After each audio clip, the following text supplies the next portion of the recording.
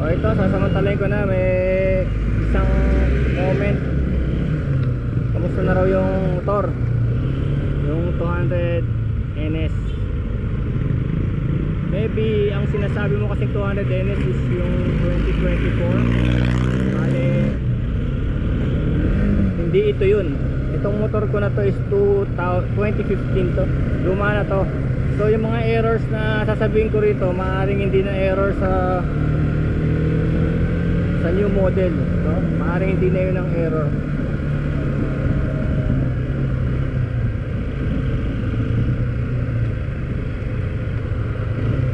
Ito bali 9,000 na, no? 9,000 na to eh. 200 NS Rouser triple spark GTSI. So ibig sabihin triple spark, tatlo spark plug nito.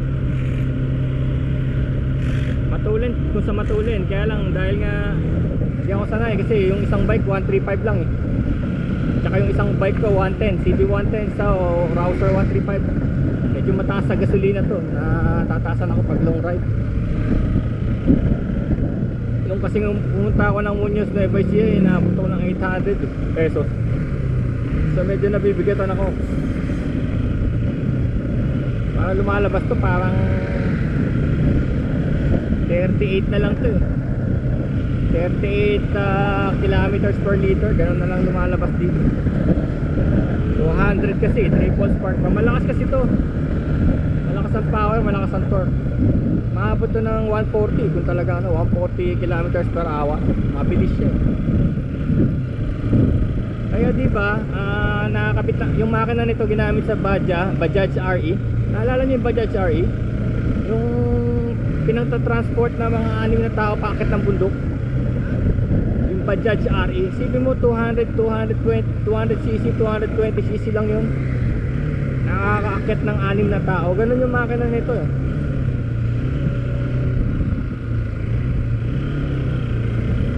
Tapos ang nakita kong sira dito, itong panel na to. Minsan di nag-on, nag-error. Itong panel, nag-error. Doon sa Rouser kasi ang balita sa Rouser 135 LS, ang balita nasusunog. Yun ang issue. Akala ko ganun pa rin dito. Kaya nilagay ko kaagad tong cover na to eh, dahil doon sa issue na nasusunog yung LCD. This time naman pala ito, may time na pagka ewan ko ako sa battery hindi siya sumisindi, tapos sisindi siya pag umaandar na. Hindi ko na lang pinapansin kasi nung bago lang nabigla ako ba't nawala yung panel. Kasi pag nawala yung panel, wala lahat to. Walang gas level, walang speedo, walang trip.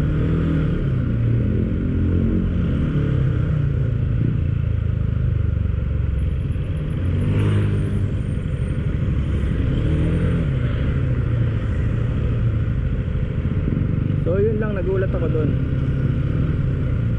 Tapos syempre dahil ito ay 156 kg, bigat, no? Bigat siya. Hindi na rin ako bata eh. So yung pinagbilhan ko nito, hindi na reklamo niya kasi hindi kami naglalayo ng edad eh. Sakit sa sakit sa muscles, sa arm muscles, saka leg muscles. So yun, mabigat siya, 156 dry yan, dry 156 dry. So kung may karga kagaya ng akin, nasa 200 na to, 200 kilo na to. Ibig sabihin to parang tatlong average na tao na to. Mabigat to. Kasi ako nasa 70 lang ako eh. Ibig sabihin tatlong beses ng bigat ko to, 200. So yun, kailangan pagkakukuha ka ng ganito kasi Bajaj, ang mga Bajaj pang trabaho talaga, kaya mabibigat sila. Yun ang mga gawang Bajaj.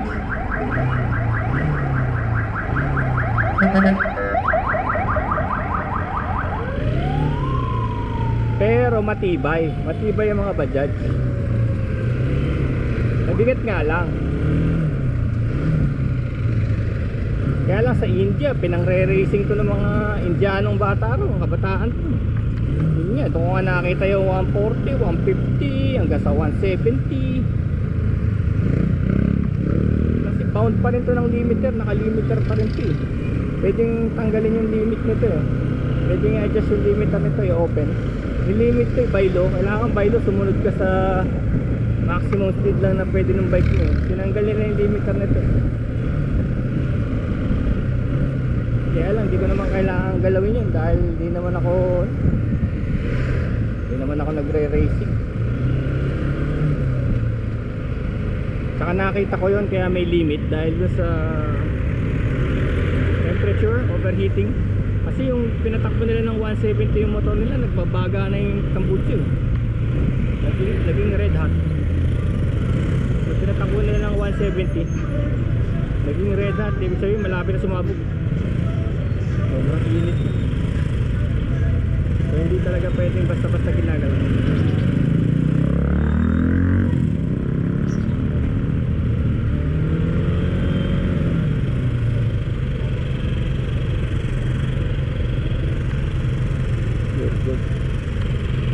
Good.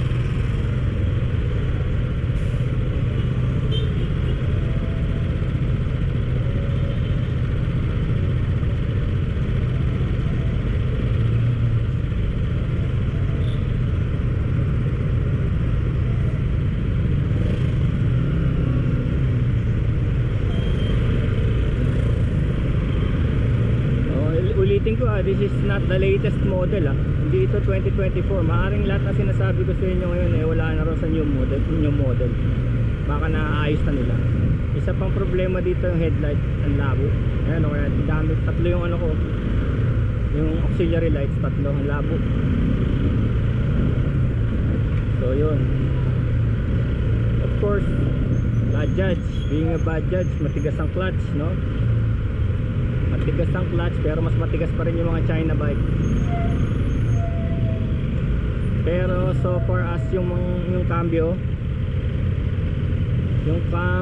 mapipinpoint mo naman yung cambio. Yan ang maganda rito.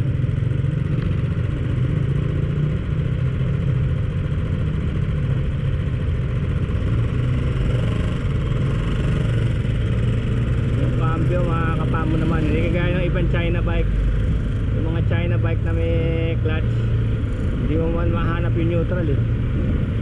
Ito, kitang kita mo. Dominante yon sa mga Honda, Suzuki, Yamaha, Bajaj. Makukuha mo naman talaga yung neutral nila. Sa mga China bike na natitesting ko, hindi nga makuha. Hindi swabe. So wala tayong problema doon. Lumalabas kasi rito parang nakasakay sa sa kabayo. Ganun ang feeling, ganun kabigat. Parang nakasakay sa kabayo o sa elepante. Nabigat siya, dadaling kami. Hindi ito yung pa-chill-chill, pa-relax. Doon sa isa kong bike, doon sa 135, yung parang mas relax ako doon, magaan. Kahit yun yung 135, kahit fully loaded yun, may tent, may camping gear, may cooking gear, mas magaan pa rin yun kaysa rito. Kahit nga siguro pag may angkas ako doon mas magaan kasi isipin mo to, 3 tao to. Right now, no, 3 tao to. Ang bigat nito.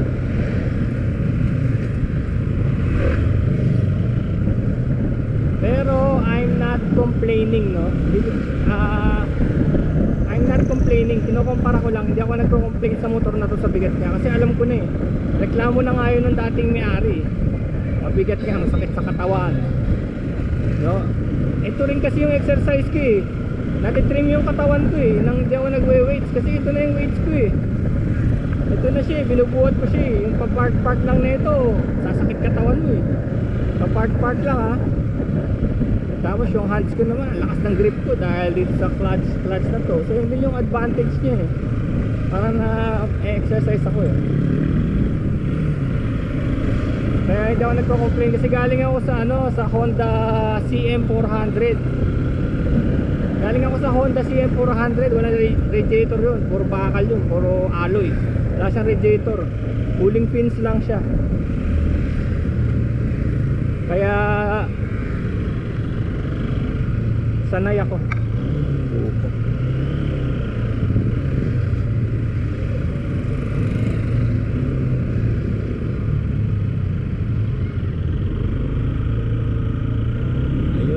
Marikina, no? Okay, that's it sa subscriber natin nagtatanong, that's it. Kasi yung looks nito, tignan nyo, mag-search kayo sa internet 200 NS. Ang ganda ng forma. Alam nung tinanggal nila yung sticker, naging all black, tapos nilagyan ng black stockings yung headlight. Ibang klase itsura niya, maganda talaga. Kasi attack ang forma nito eh, attack bike ang forma niya eh. Tapos ano pang ginawa? Nilagyan niya ng of course nilagyan ng pipe. Ayoko naman dahil walang pipe to eh. Walang visible pipe, nasa ilalim ang pipe nito eh, hidden. Siya nilagyan niya ng pipe, tapos ano pa, yung headlight niya ginawa niya Dominar. Pinalitan niya yung headlight niya ng Dominar dahil problema nga nito malabo. Pinalitan niya ng Dominar, yung gumanda.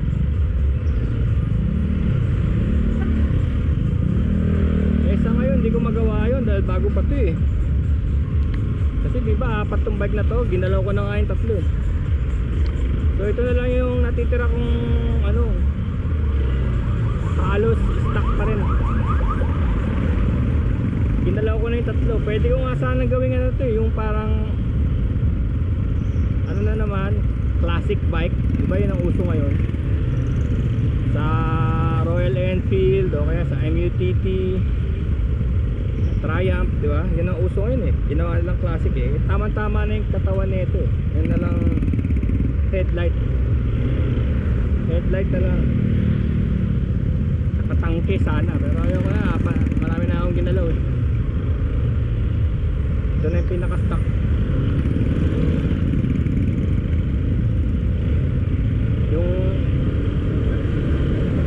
Yung LS135 ko, hindi gano'n na itsura nun. Ang layo. LS135, ang layo nun. Pag nakita nyo yung original nun, malayo na sa ginawang classic look na yun. Marami akong ginawang modification. Wow, init, 12:30.